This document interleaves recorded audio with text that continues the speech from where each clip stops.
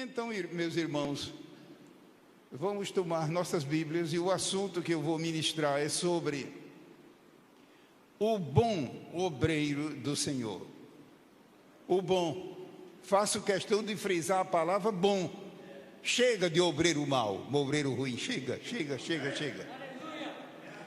Chega de obreiro ruim, chega de obreiro falso. Não, o meu caso é o bom obreiro. O bom obreiro. O bom obreiro. Que Deus nos conceda a graça de sermos bons obreiros do Senhor. É o nosso assunto. O bom obreiro do Senhor. E nós vamos tomar 2 versículos como ponto de partida. Eu não vou cuidar da explanação dos versículos, apenas como ponto de partida, deixando o exemplo. 2 versículos. Em 1 Timóteo 4, versículo meia dúzia. 1 Timóteo 4, meia dúzia, que diz assim: propondo estas coisas aos irmãos, serás um bom ministro de Jesus Cristo. Veja como Deus é perfeito. Aqui não diz um perfeito, não existe obreiro perfeito. Existe bom. Perfeito só Deus. Serás um bom ministro de Jesus Cristo. Então é um versículo que estamos deixando como base dessa meditação. O bom obreiro do Senhor. Serás um bom ministro de Jesus Cristo, criado com as palavras da fé. Veja, não é fabricado. Fabricar é fácil. Eu só tenho uma planta. Como é que se fabrica automóvel? Os engenheiros trabalham durante algum tempo criando, depois vai sair 10, 20, 30 mil carros iguaizinhos. Como é que se fabrica canetas? É somente ter uma matriz, mas a Bíblia não diz que é fabricado, é criado. São todos diferentes, criado com as palavras da fé e da boa doutrina. Que Deus nos guarde, irmão, de nunca invertir isso aqui. Deus quer primeiro a fé, ou seja, a espiritualidade do obreiro. A palavra fé aqui não vai pensar que é fé no sentido salvífico. É fé no sentido de a vida cristã, a vida espiritual, a vida de fé. Aquilo que está lá em Hebreus. Fé, a vida espiritual, isto é fundamental na vida do obreiro. Eu sei que dá trabalho. Se o dia tivesse 100 horas, não dava para o obreiro. Você que é obreiro sabe disso. Se o dia tivesse 100 horas, não dava. Mas é possível, com a graça de Deus, cuidar desta parte que diz a fé, a vida espiritual, a espiritualidade, a comunhão com Deus. Mas veja, além da fé é preciso, diz o versículo, a doutrina. E espiritualidade sem doutrina leva ao extremismo, leva ao exagero, leva ao extremismo. Agora, inverta os papéis. Imagina uma pessoa que é de fato bamba em doutrina, conhece doutrina a fundo. Maravilha. Só que não quer saber da espiritualidade, de primar pela espiritualidade. Isto gera formalismo, isto gera frieza, enfim. Então é um grande texto para a meditação esta tarde. Propondo estas coisas aos irmãos, serás bom ministro de Jesus Cristo, criado com as palavras da fé e da boa doutrina que tem seguido. O outro texto é no Antigo Testamento. Eu procurei equilibrar um texto do Novo e um texto do Antigo Testamento. 1 Crônicas. 1 Crônicas, capítulo 19.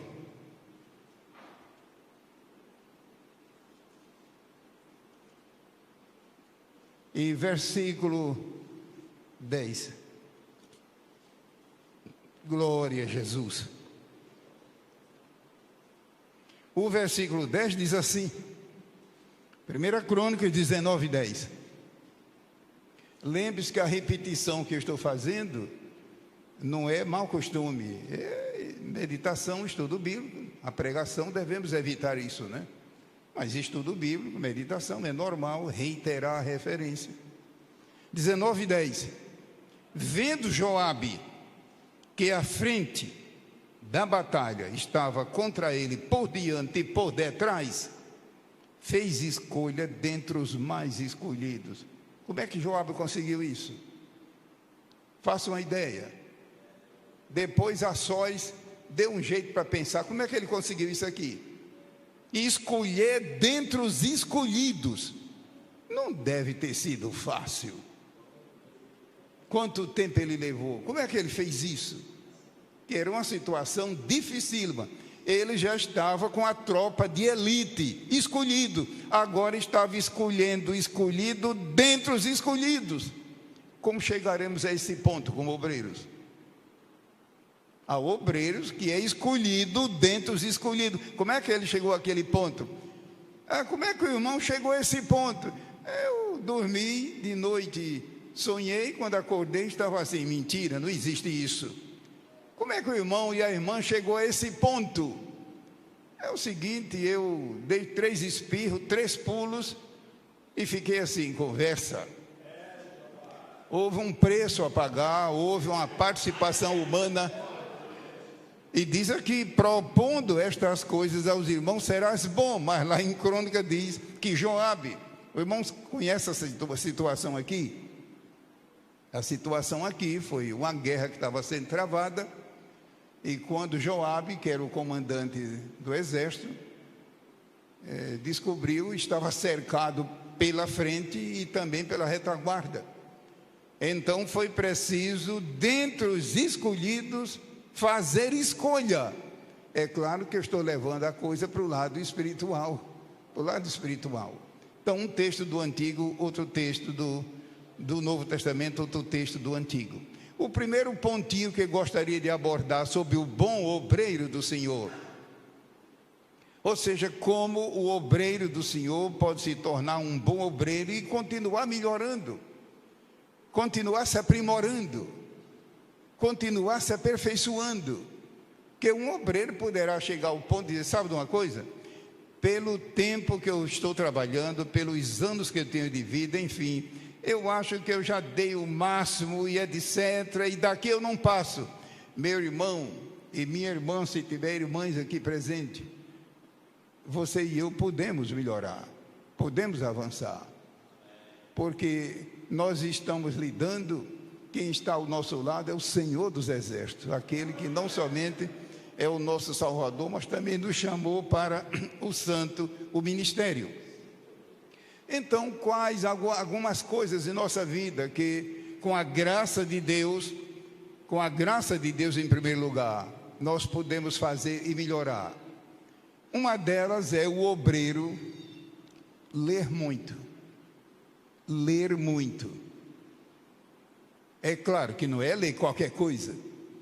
E é claro que acima de tudo está a Bíblia. Eu não preciso nem tocar nesse assunto. Mas ler muito. E não vá me dizer que é fácil o obreiro conseguir tempo para isso. Se não houver planejamento, disciplina, autodisciplina, ele não consegue, mas é um conselho que estou deixando. A Bíblia diz, persiste em ler. Está escrito. Persiste em ler. O obreiro lê muito. Muito, muito, muito. É claro que a Bíblia está em primeiro lugar, mas além da Bíblia, o obreiro ler, quem sabe, dicionários bíblicos, manuais, livros, periódicos, enfim, estabelecer prioridades nessa parte, enfim. Então, pensemos nisso. Agora, tomemos cuidado, porque toda pessoa que lê muito, tem tendência de falar muito. Toda pessoa que lê muito, eu não estou dizendo que é falador, tem tendência. Então ele tem que se controlar. Senão ele vai ser um eco daquilo que ele lê. Deus me guarde de fazer isso. Eu digo isso porque, como pastor e também pela misericórdia de Deus como jornalista, a minha área que eu me aperfeiçoei em jornalismo foi documentação. Do contrário, esse obreiro passa a ser um eco daquilo que ele lê. Um eco, você sabe o que é eco? Quando você está entre duas montanhas, duas paredes, grita e a outra responde. O eco não tem raciocínio, o eco apenas repete. Toda pessoa que lê muito tem uma tendência de falar muito. E aí é preciso tomar cuidado.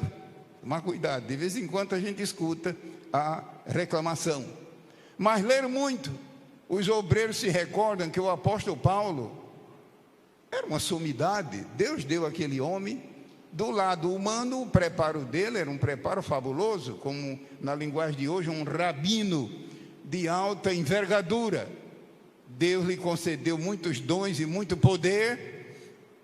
E a Bíblia conta que no último livro que ele escreveu, que foi 2 Timóteo, a carta a Timóteo, ele disse: Timóteo, quando tu vieres, traze os livros, principalmente os pergaminhos, a capa que eu deixei em casa de Carpo e os livros. Imagine uma pessoa sabendo que daqui a pouco partiria para estar com o Senhor, pensando nos livros. Traze meus livros, principalmente os pergaminhos. O que vou dizer eu, Antônio Gilberto, que sou um pigmeu, tamanho de nada? Que vai dizer você, meu irmão? Nunca esqueço de uma vez, irmão Emanuel, que há muitos anos atrás, na nossa igreja em Cordovil, não era no Templo Novo, no Antigo, um irmão, que eu não vou dizer o nome, eu não quero saber de nome, sim, do fato, ele procurou o pastor Valdir, que na época era o pastor da igreja, para realizar uma cruzada de bairro, regional, local. Tudo bem. E eu fui convidado para fazer parte da equipe de apoio logístico. Tudo bem. Muito bem, esse pastor veio daqui da região que nós moramos aqui no sudeste brasileiro, e etc, reunião preparatória, do lado dele, do nosso lado, enfim, reunião de rotina. E nunca esqueço de uma hora em que ele disse: eu não tenho livros além da Bíblia, e não quero livro nenhum além da Bíblia. Eu disse: então, infelizmente, eu nem posso convidá-lo para tomar café em minha casa, porque eu tenho meus livros. E eu fiquei pensando, como é que este homem se situa no Novo Testamento? O auditório aqui se recorda que o primeiro versículo do Novo Testamento começa com a palavra livro. Livro da geração de Jesus Cristo. Eu não vou abrir para ler, porque toma tempo, mas quem é que não conhece Mateus 1:1? Livro da geração. Então, meu irmão, imagine se você não quer saber de livro, como é que você vai se entender com o Novo Testamento? Hoje aquele homem está marginalizado, não vou dar mais detalhes que você termina descobrindo quem é, mas eu desconfiei dele. Agora é claro que em primeiro lugar, a Bíblia.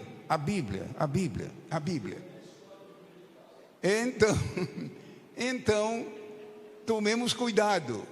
Agora, não esqueçamos do nosso alerta, que quem ler muito, periódicos, livros e tudo, pode ter a tendência de falar muito. E lá em 1 Timóteo 4, o apóstolo Paulo disse a Timóteo: Timóteo, ninguém despreze a tua mocidade, mas ser um exemplo dos fiéis na palavra. Vamos tomar o versículo e ler rapidamente, é apenas um contato com o texto. 1 Timóteo 4, 12. Eu li agora na abertura o versículo meia dúzia. Nós vamos para ver o 12. Ninguém despreze a tua mocidade, mas ser o exemplo dos fiéis. Veja, primeiramente em quê? Na palavra. E muita gente às vezes pensa que palavra neste versículo é a Bíblia, quando não é. O texto no original não tem nada a ver. Quem sabe se algum colega aqui, por algum descuido, já não pregou e ensinou isso aqui errado. pensando que no versículo 12, palavra aqui é a Bíblia. Não, não, não, não. Timóteo, toma cuidado com a linguagem. Toma cuidado com a fala. Toma cuidado, equilibra o uso da fala, a linguagem. Mas palavra aqui não é palavra significando a palavra de Deus. E os irmãos sabem que é um dom maravilhoso que só o ser humano tem, a linguagem articulada. Há animais e pássaros que eles têm cântico, etc., imitam a voz, mas voz articulada e criada, só o ser humano tem este dom maravilhoso. Eu espero que aqui no auditório não haja ninguém que tenha tido problema de voz, ou seja, mudo, mas deve ser terrível. Só que tomemos cuidado. Então, meu primeiro ponto, como o obreiro que já é um bom obreiro pode melhorar? Lendo muito, a partir, é claro, da Bíblia. Um segundo fator, como o bom obreiro pode melhorar, pode avançar, o obreiro cursar formalmente.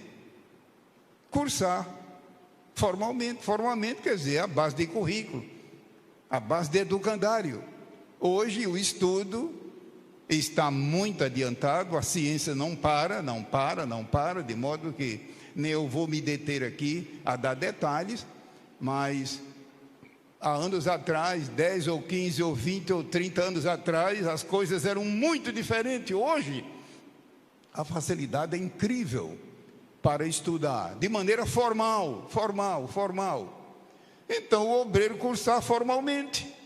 E depois que ele cursar, o nosso conselho é, continue como autodidata. Então, o que é autodidata? É a pessoa que estuda sozinho. Só que talvez como obreiro, eu não sei se aqui no auditório eu sou aqui o mais idoso, é bem possível. A gente olha daqui os rostos e é bem possível que eu seja o mais velho de todos aqui. Eu estou agora com 85, estou indo agora para 86 anos. Então um colega ali levantou a mão. É muita idade. É claro que uma pessoa que estudou formalmente, ele pode continuar estudando como autodidata, mas qual é o conselho que eu quero deixar como um pastor, um obreiro já antigo? É que se você, meu irmão, estuda autodidaticamente, ou seja, sozinho, peça ajuda de um pedagogo cristão. Peça ajuda de um pedagogo cristão maduro. Por quê? Caso você não tenha ajuda de um pedagogo, você só vai estudar o que você gosta. É natural estudar o que gosta. E tem muita coisa em curso que você não gosta e estuda porque tem que estudar, tem que fazer prova. Lembra quando você estudava português, matemática, informática, geografia, que tinha matéria que você tirava 10, e tinha matéria que tirava 3,5, 4,5. Por quê? Porque, digamos, criança, como é que ela tira a nota tão baixa? Não gosta. A mesma coisa acontece espiritualmente. Não vá me dizer que não tem coisa de matéria de curso que você não gosta. Você estuda porque tem que estudar. E qual é a vantagem de um pedagogo cristão? Ele vai estabelecer para você um roteiro. Estude isso, estude aquilo. Um pedagogo experiente, ele é neutro nesse ponto. Senão, você vai ficar desequilibrado. Pende só para um lado, perdeu o equilíbrio. E é perigoso perder o equilíbrio. A Bíblia diz que quando um crente perde o equilíbrio espiritual, primeiro ele perde o equilíbrio para o lado direito. Está lá escrito: Josué, não te desvie nem para... Não é a esquerda. Eu demorei um pouco para dar tempo você pensar. Josué, não te desvie nem para a direita e depois nem para a esquerda. Esse versículo aparece na Bíblia mais de 11 vezes.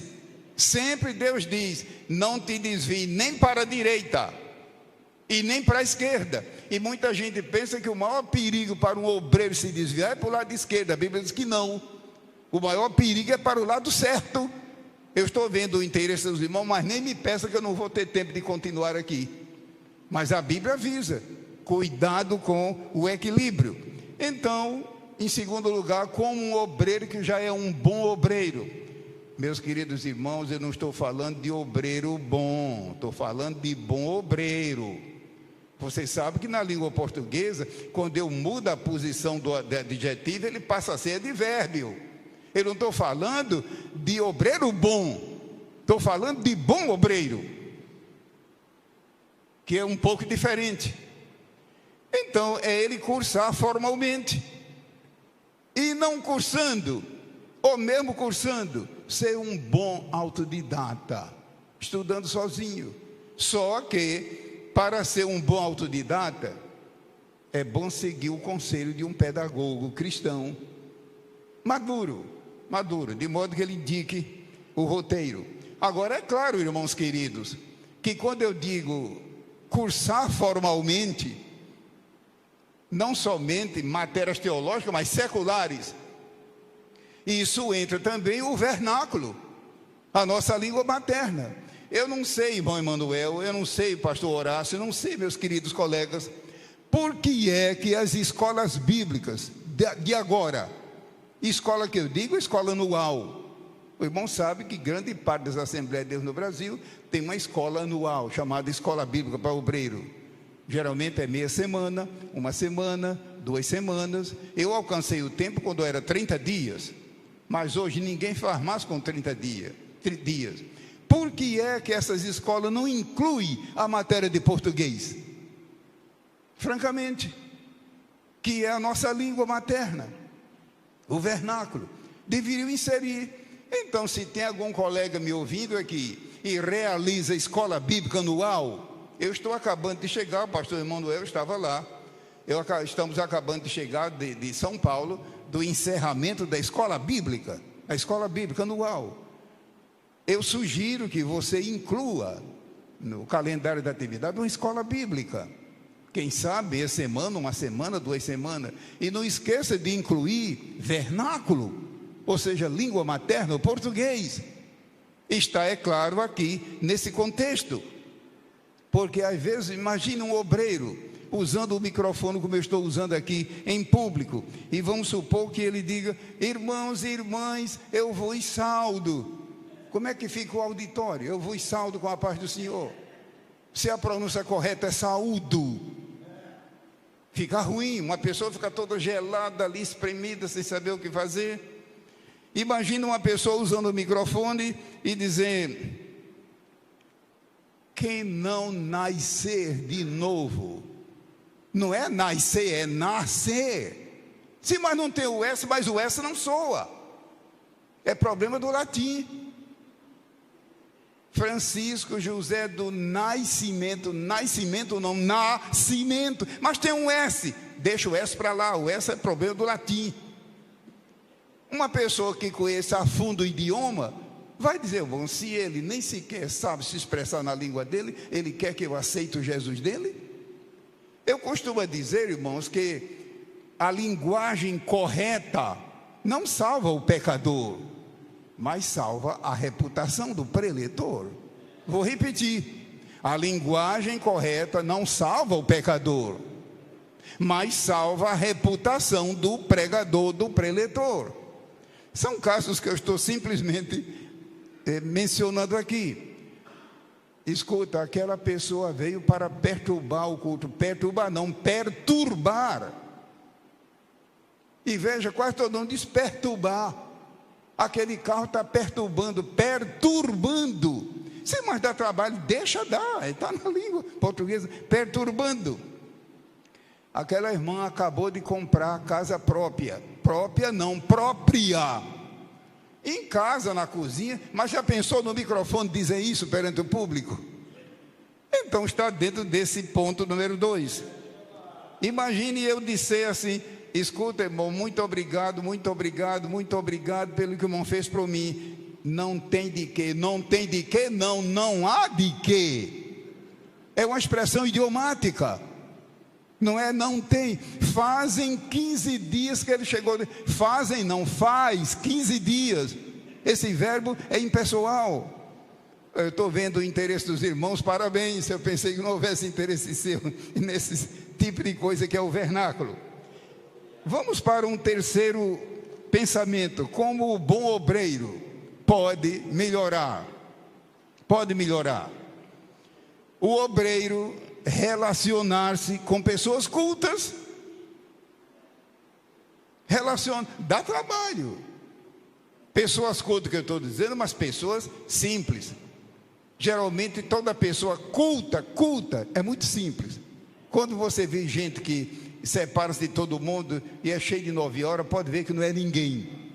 Toda pessoa competente é simples, fácil de você se aproximar. O obreiro relacionar-se com pessoas cultas, participar de eventos evangelísticos, cristãos. Eu sei que não é fácil. O dinheiro que você gasta, viagem, sono, pousada e tudo. Mas, meu irmão, vale a pena. Agora tem que ver quem é que está lecionando. Infelizmente, acontece às vezes de você voltar de um evento e dizer, está vendo, perdi meu tempo, perdi meu dinheiro, perdi tudo. Infelizmente acontece isso. Eu aconselho aos colegas que estão me ouvindo, que são pastores de igreja, tenha cuidado com quem você convida, para depois não haver tanta frustração. Mas um terceiro elemento que pode ajudar em um obreiro que já é um bom obreiro, ser um obreiro ainda melhor, relacionar-se com pessoas cultas, participar de eventos cristãos apropriados e também adquirir o material midiático, que geralmente é distribuído ali, guia de estudo, DVD, enfim, material. Agora, eu estou fazendo uma ressalva. Quem é essa pessoa? É uma pessoa, de fato, é um instrumento de Deus, simples, cheio de graça e de unção, mas é simples. Mas é um terceiro elemento. Há obreiros que são limitados na sua cultura bíblica e secular. Não se ofenda com o que eu estou dizendo. Deixa eu completar o pensamento. Há obreiros que são limitados em sua cultura bíblica e secular e ainda não participa de evento nenhum. Se isola completamente. Isso complica. Veja um caso como o do Brasil. O Brasil, nossa nação, há 10 ou 15 ou 20 ou 25 anos atrás, era muito carente na área de aculturação e na área de escolaridade ou escolarização, as duas coisas, aculturamento e escolarização. Hoje, apesar dos pesares, é claro que eu estou falando do governo municipal, estadual e federal, nós temos muita escola, muito educandário por toda parte. A minha pergunta é: como é que fica a igreja nesse contexto? Como é que fica a igreja? Como é que fica o obreiro nesse contexto? Ele precisa melhorar, ele precisa avançar. Há obreiros que são limitados na sua cultura bíblica e ainda se isola de pessoas apropriadas e se isola de eventos como seminários, conferências, escolas bíblicas, encontros, exposições, enfim. Eu sei, irmão, que não é fácil. Quem tem família, mesmo tendo carro, não é fácil, mas é possível. Com planejamento, com oração, é possível. Eu tinha colocado na minha lista aqui de pensamentos o exemplo do apóstolo São Paulo. Um homem que Deus levantou naquele tempo, de grande cultura, de grande envergadura, e tinha um grande grupo de colaboradores que o acompanhavam. Qual é o livro do Novo Testamento que mais cita esses companheiros? Colossenses. Quando você tiver tempo, dê uma olhada em Colossenses. Há um grupo de obreiros que o acompanhavam. Imagine como aquelas pessoas não aprenderam com o apóstolo devido à convivência. Vou passar para um quarto pensamento: como o bom obreiro pode aprimorar-se. O obreiro ser um bom observador, mas também um observador bom. O que é um bom observador? É um observador idôneo, competente. E observador bom é a pessoa que é sadia, espiritualmente falando, sadio. Do contrário, ele só vai reconhecer e levar a sério erros e falhas nas pessoas, nos eventos. Não, Deus nos guarda. Ele precisa primeiro ser um bom observador, de modo que ele retire lições. Vou pedir que os irmãos abram uma passagem da Bíblia para ilustrar isso. Ser um bom observador, e não apenas um observador bom. As lições da vida. A vida é uma escola. Ninguém vai passar por essa escola sem aprender muita coisa. E essa é a escola da observação. Vamos dar uma olhada rápida em 1 Reis, capítulo 14. Primeiro livro de Reis, capítulo 14. Se o observador for um mau observador, ele só vê coisa errada nos hinos, na igreja, na mensagem, e de nada vai adiantar. 1 Reis 14 e versículo 13. É claro que eu poderia pedir que alguém lesse, mas eu dou preferência eu mesmo ler devido ao microfone. A minha voz também não está lá grande coisa. 1 Reis 14 e 13. Todo o Israel, acredito que já deu tempo os irmãos localizarem. Todo Israel o pranteará e o sepultará em sepultura, porque os outros irmãos foram entregues para os cães comer e as aves de rapina. Teve um caso aqui que o profeta disse: não, esse aqui não vai ser comido pelos corvos. Não desperta a nossa atenção? Vou ler novamente o versículo, o 13. Todo Israel o pranteará e o sepultará, porque de Jeroboão só este entrará em sepultura, porquanto se achou nele coisa boa. Como é que você explica isso, irmão? Lembra desse caso? É o filho de Jeroboão primeiro. Alguém lembra aqui de Jeroboão primeiro? Foi um homem desviado, ímpio, idólatra, desavergonhado. Jeroboão primeiro, filho de Nebate. Lembra dele? Um homem que de fato perturbou o reino de Israel, dividiu, era idólatra, tudo que era de ruim. Como é que ele teve um filho que nele tinha coisa boa? Só um observador, que seja um bom observador.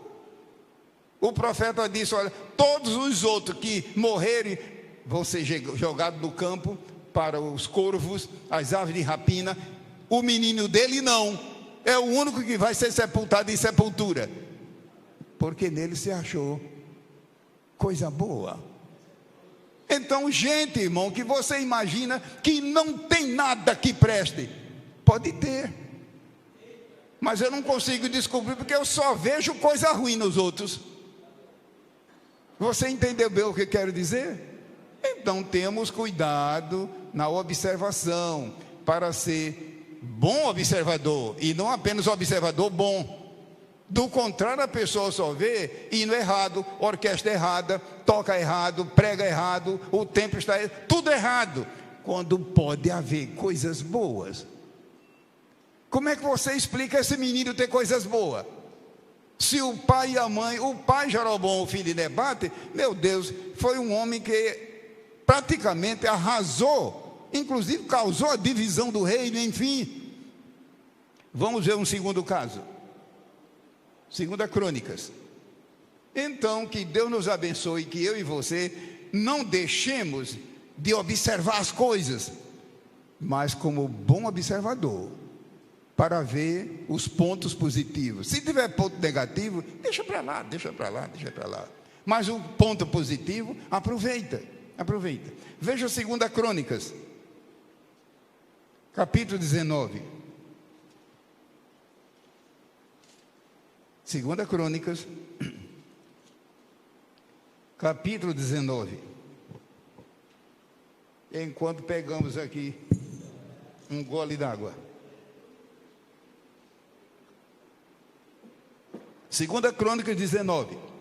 Localize o versículo 3, que diz assim: boas coisas, contudo, se acharam em ti.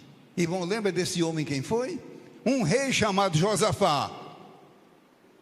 Josafá era um bom crente, só que, coitado, cometeu fraqueza. Ele era um servo de Deus, temente. Eu não conheço a história de Josafá, um homem piedoso, só que aliou-se com Acabe. Quem era Acabe? Um desviado, terrível, desviado, apóstata. Josafá se aliou com ele. E quando ele disse: Josafá, tu irás à guerra comigo contra o rei da Síria, pode contar comigo que eu vou, enfim, etc. E outra coisa, Deus usou um profeta para repreendê-lo, enfim. Mas veja o que é que diz o versículo 3: boas coisas, contudo, se acharam em ti. Então, Josafá merecia? Não, Josafá merecia castigo, morte, em tudo. Mas nele foram encontradas coisas boas. É a Bíblia que diz. Então, irmão, tem gente por aí que você e eu fica falando, só vendo coisa errada na vida dele, na igreja dele, no trabalho dele. Pode ter coisa boa no meio, mas a gente é tão ruim que só vê o lado errado. Depois medite quando você puder. No caso do filho de Jeroboão, que não deu tempo de meditar, depois leia aquela passagem toda. E depois estudo com cuidado essa passagem aqui de Josafá, que eu estou apenas mencionando sem tempo. Veja, Deus não esquece, Deus usou um profeta. Só olha, você vai ser uma exceção, porque em você se achou coisas boas. Não é querendo dizer que ele ia para o céu, mas veja como Deus é justo. Então que Deus tenha misericórdia de mim e de você. E quem sabe se nós não temos coisas boas e o povo só fala ruim da gente. Só fala ruim. Deus nos guarde. Um quinto pensamento que estamos deixando nessa reunião de obreiros, sobre o bom obreiro do Senhor. 1 Timóteo 4,6. Propondo estas coisas aos irmãos, serás um bom. Veja, não é perfeito. Não existe obreiro perfeito, infalível. Deus sabe que o meu trabalho e o teu não é perfeito, mas Ele aceita. Quando trabalhamos com fé, com alegria, com gratidão, com amor, com retidão, Deus aceita. Deus é justo, Ele não diz: serás um obreiro perfeito, serás um bom. Bom não é perfeito. É tanto que em Mateus 25 Ele disse: bem está servo bom e fiel. Não é servo perfeito, mas esse servo bom pode melhorar.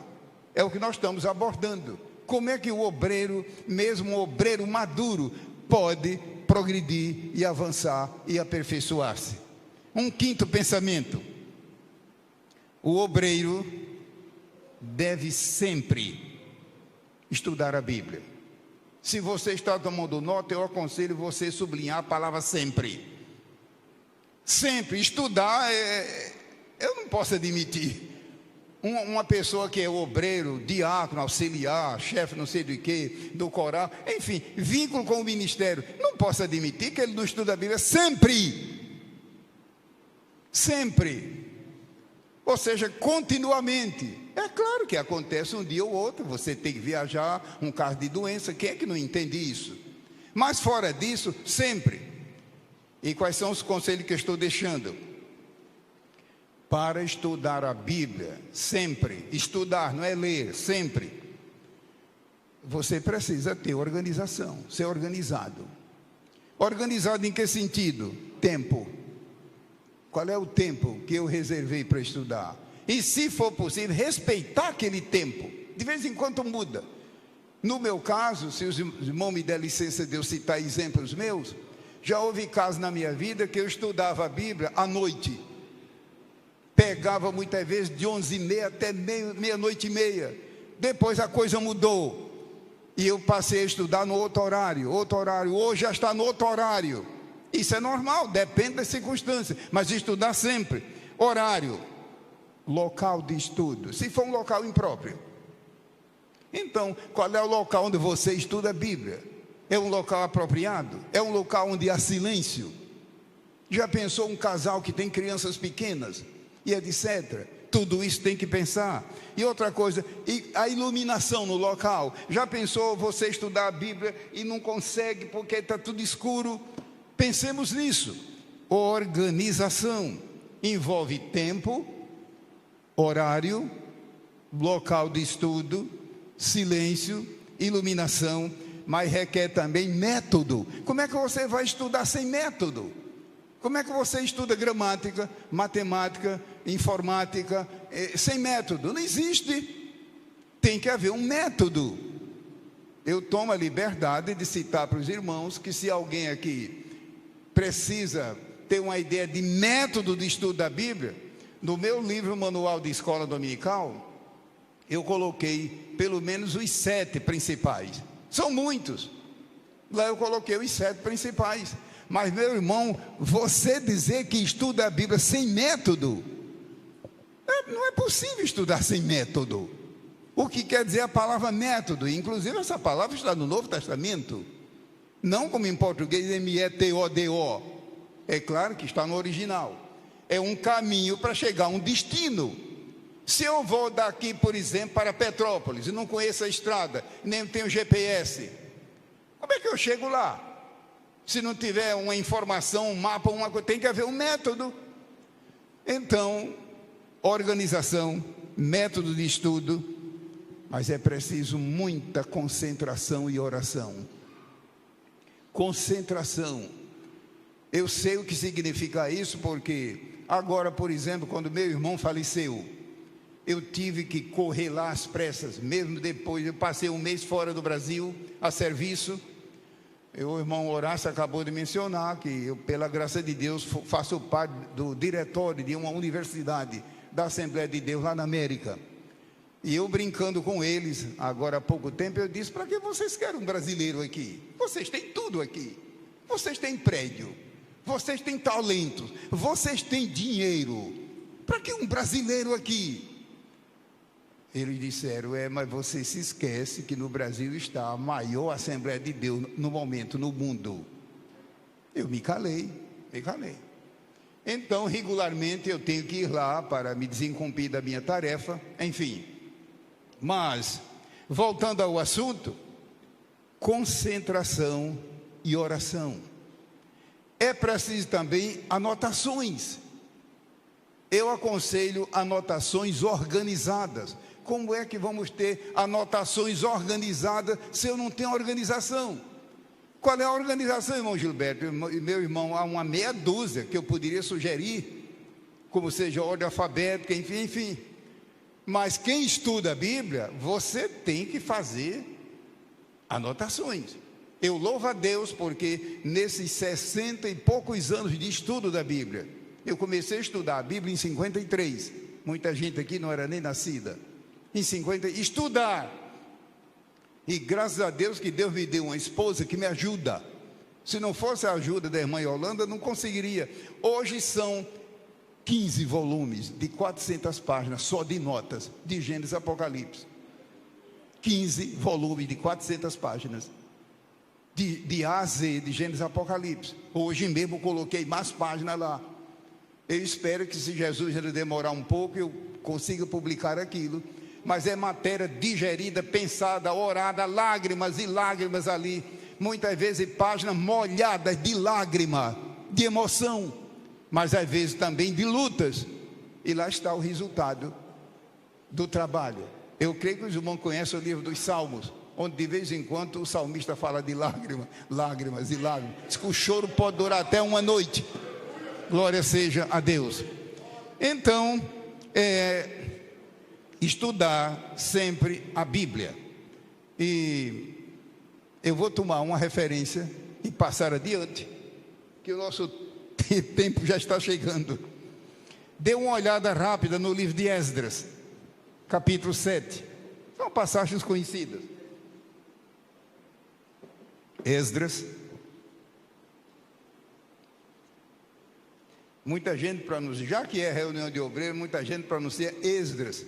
Se você puder, pronuncie com o E aberto, Esdras. Mas se disser Esdras, nem por isso nós vamos brigar.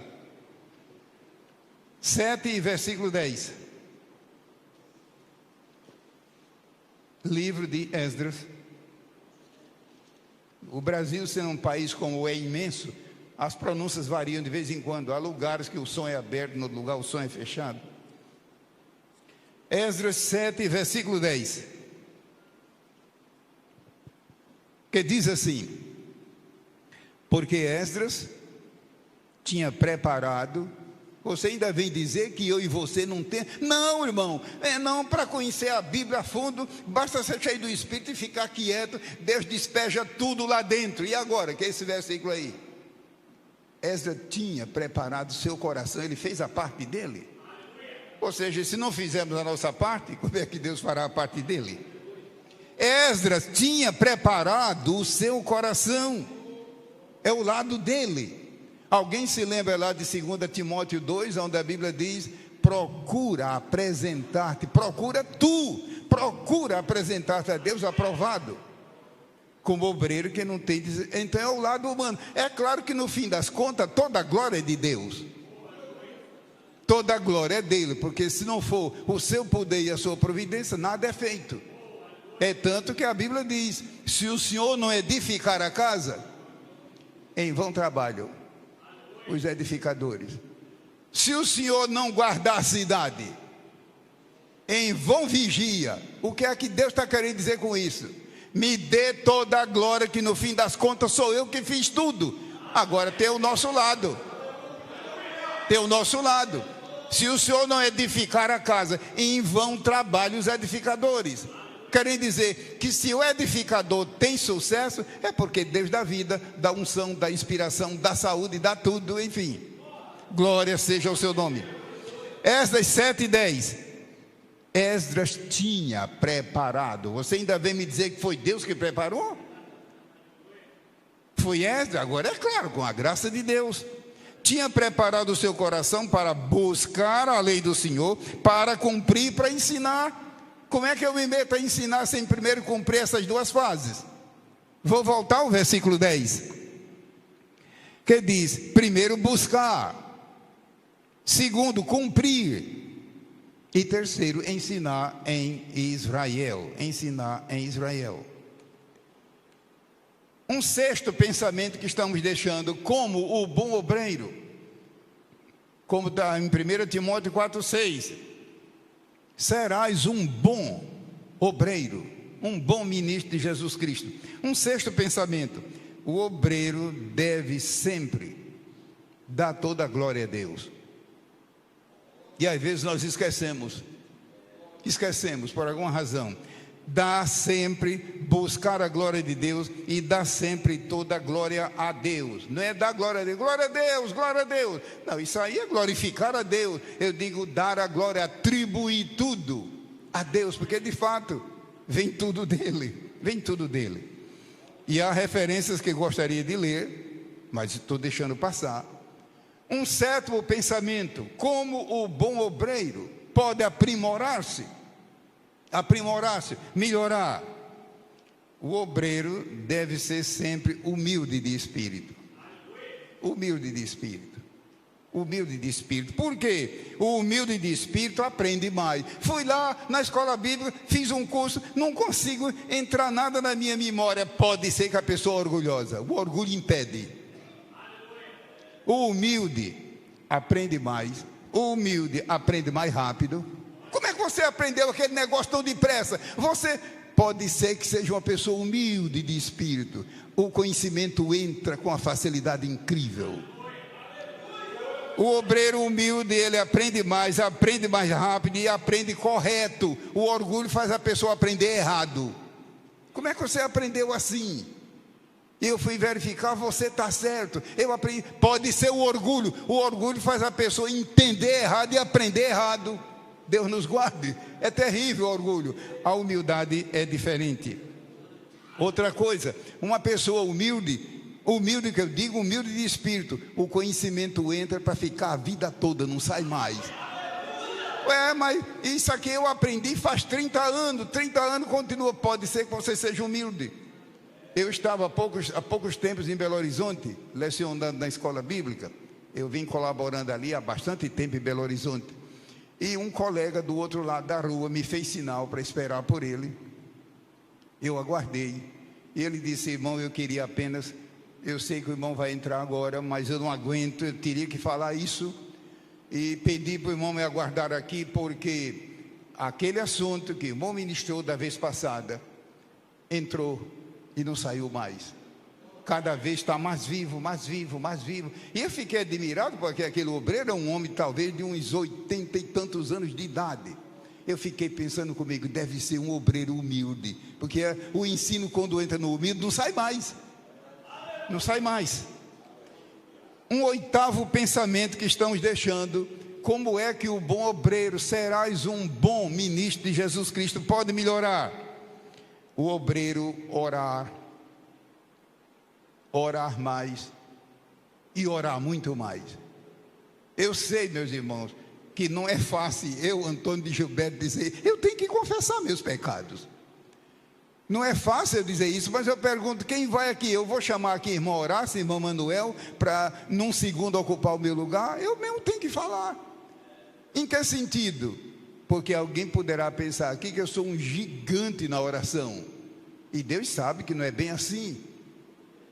Então ensinar numa hora dessa é difícil, mas o obreiro orar mais e orar muito mais. Agora, não se esqueça que orar é uma coisa tão maravilhosa que você pode orar de 1000 maneiras. É claro que às vezes nós podemos orar de rosto no chão, prostrado, agradecido. E tem hora que você está até no volante, de olhos abertos, e está orando, e Deus está ouvindo, porque é o momento que você tem para orar. Graças a Deus que a oração é maneira ilimitada de orar, e Deus ouve. Agora, se eu posso orar em pé, não devo orar deitado. Se eu posso orar ajoelhado, não devo, enfim, depende. Mas graças a Deus que podemos orar, e Deus ouve a nossa oração. Glória seja ao seu santo nome. E nessa parte da oração, deixa-me ilustrar com um versículo. Nosso tempo, falta agora poucos minutos. Jeremias 33 e versículo 3. Jeremias 33, 3. Glória! Os irmãos estão alegres com Jesus? Amém. Graças a Deus, um povo alegre vai longe, irmão. A alegria do Senhor é a nossa força. Um povo alegre vai longe. 33, 3. Jeremias: clama a mim e responder-te-ei. Então veja, é muita coisa que Deus nunca fará se a gente não orar. Clama a mim. Eu estive olhando isso aqui no texto hebraico. Pela graça de Deus temos liberdade. E clamar aqui é oração continuada.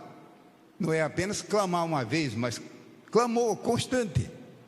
Clama a mim e responder-te-ei, e anunciar-te-ei coisas grandes e firmes, coisas que não vão mudar e que não sabes. E veja, o caminho é a oração. E de fato, você que é obreiro sabe que tem muita coisa na vida do obreiro que ele só aprende só com Deus, a sós com Deus, na escola da oração. Inclusive coisa a respeito do povo que você trabalha com ele e trabalha para ele. Um nono pensamento, um nono item, um nono pensamento que pode ser uma bênção na vida do obreiro, no sentido dele melhorar, aperfeiçoar-se, avançar. É o obreiro ter continuamente sobre si o óleo da unção do Espírito Santo. Eu estou usando simbologia do Antigo Testamento. Os irmãos se lembram que lá os ministros eram ungidos de maneira permanente. A Bíblia diz que Moisés derramava o óleo, não era pingava, derramava o óleo da unção. Lá no Salmo 133, que nós vamos ler rapidamente. Eu creio que você conhece bem essa bênção, que é o Salmo 133, um salmo bem curtinho, mas não custa nada uma passagem rápida no versículo 2. Salmo 133. É um dos livros muito mencionados no Novo Testamento, é o livro de Salmos. 133. E versículo 2. O primeiro diz: ó, quão bom e quão suave é que os irmãos vivem em união. Irmãos, estão vendo como a lei que eu digo como dispensação, lei com L maiúsculo, como a lei era uma dispensação limitada, só pôde levar Israel até a união, já era uma grande coisa, não conseguiu levar o povo à unanimidade. Você conhece a palavra unanimidade no Antigo Testamento? Não existe. E no Novo Testamento, a todo instante aparece unanimidade, unidade, unanimidade. Mas é o Espírito Santo que faz isso, quando ele tem plena liberdade de agir.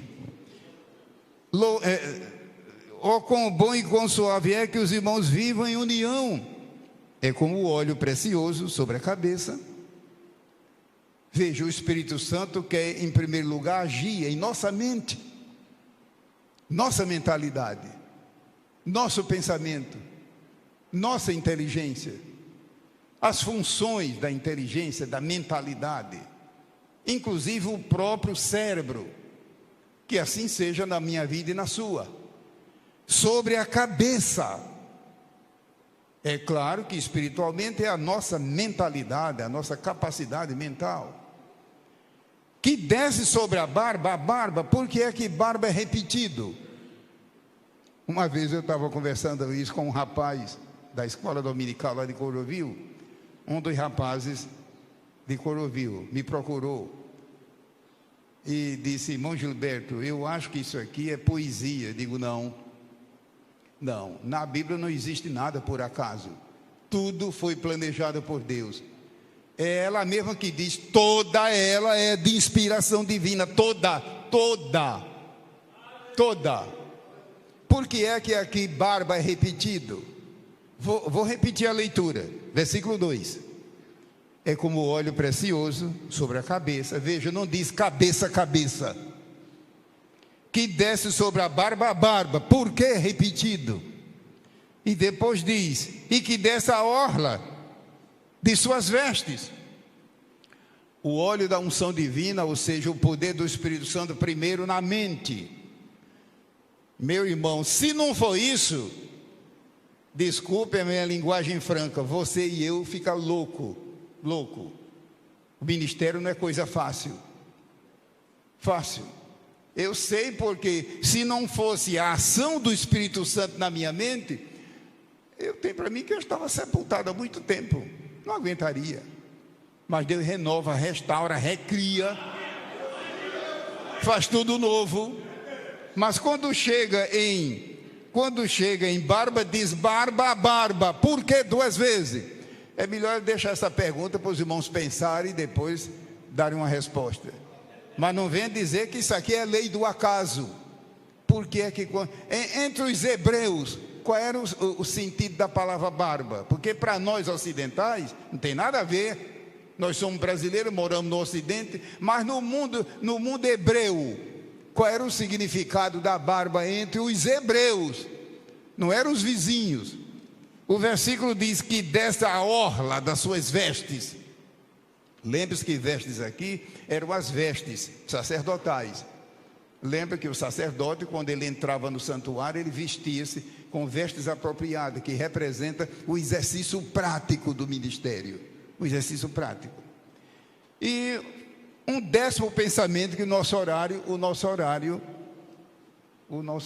meu relógio, faltam 5 minutos, mas o relógio da igreja, está lá em cima.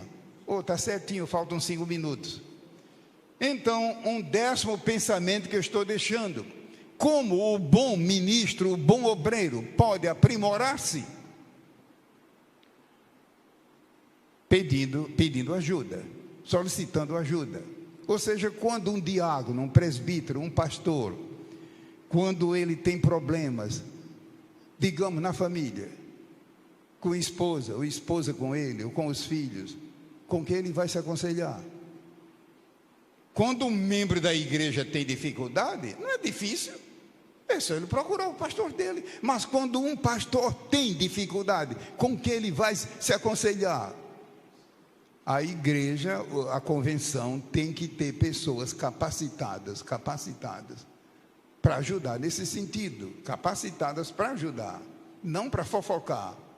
Espero que isso não esteja sendo gravado, né? Mas para ajudar. Pastoreio, chamado pastoreio de pastores. Já imaginou um obreiro engolir sozinho os problemas que ele está vivendo porque não tem com quem compartilhar? Não há confiança?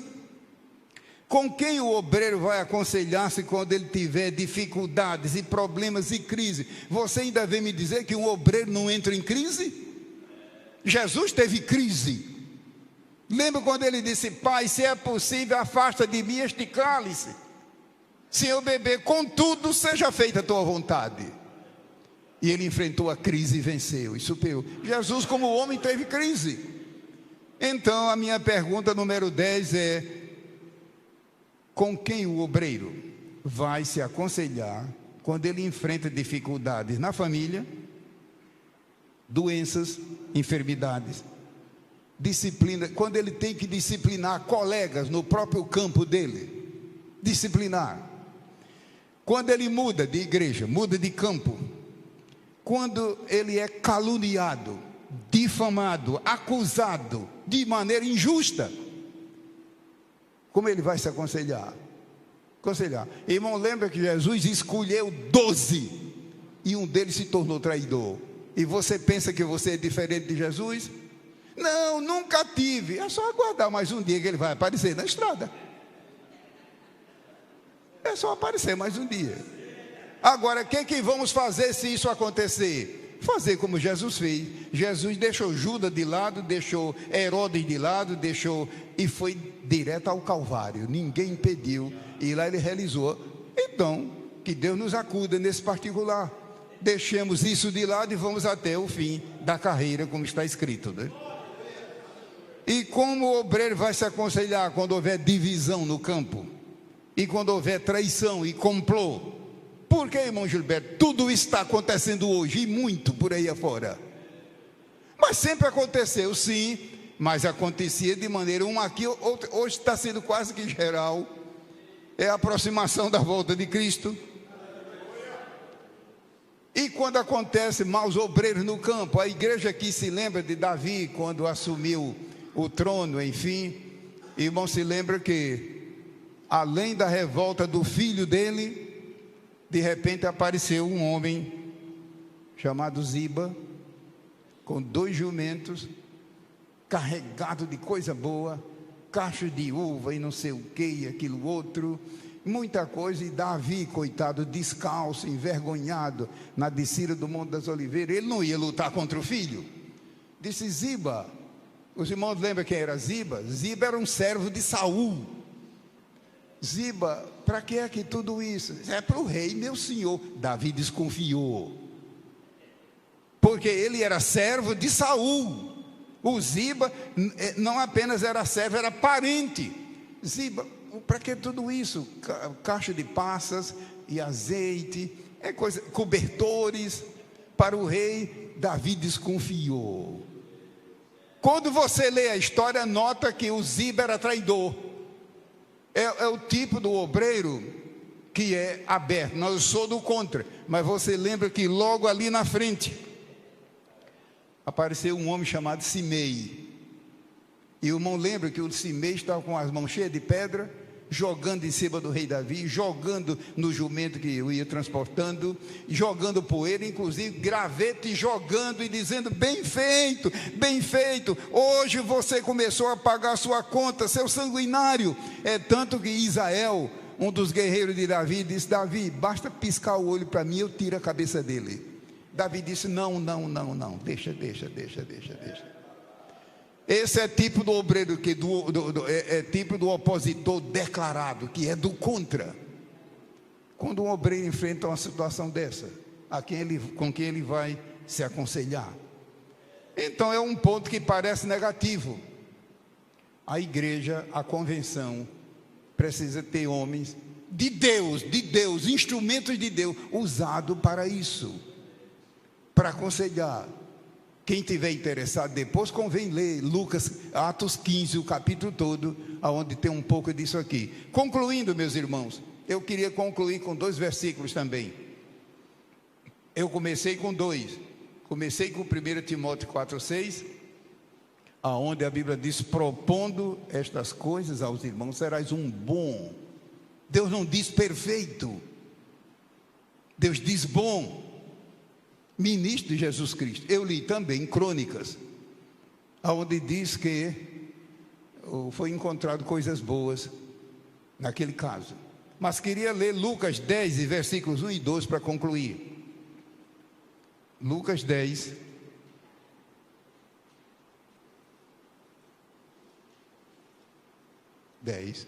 versículos 1 e 2.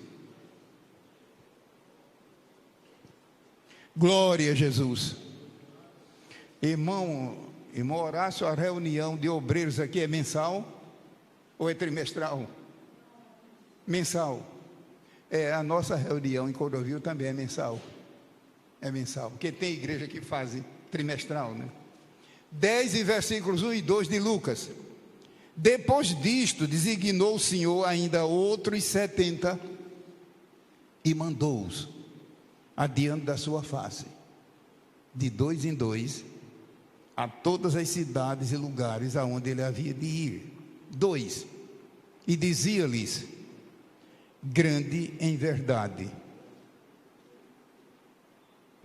é em verdade a seara em que eu e você estamos, mas os obreiros são poucos. Os obreiros mesmos, obreiros legítimos, são poucos. Rogai. Então, aquilo que eu disse no princípio, o santo ministério da intercessão. Por que é que Deus age assim? Não sei. Deus não tem obrigação de dar satisfação nem a você nem a mim.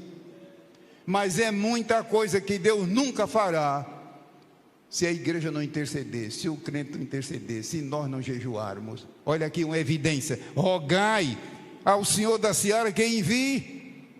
Então, esta tarde, que temos aqui dezenas de obreiros, a começar de mim mesmo, oremos no sentido intercessório, sempre, Senhor, envia obreiros, envia tu mesmo, Senhor, obreiros, não são perfeitos, mas são bons obreiros. É claro que nenhum obreiro inicia o seu trabalho de maneira satisfatória. Quem é que não sabe disso? Todo mundo inicia como recruta. Mas não vai me dizer que você hoje cometa os mesmos lapsos que cometia quando ingressou no ministério. Observando, aprendendo, amadurecendo. Lucas 10, 1 e 2. O 2 termina dizendo: rogai, pois, ao Senhor da seara. Quem sabe se é a razão porque nós estamos tendo tão maus obreiros hoje, não é por causa de falhar aqui.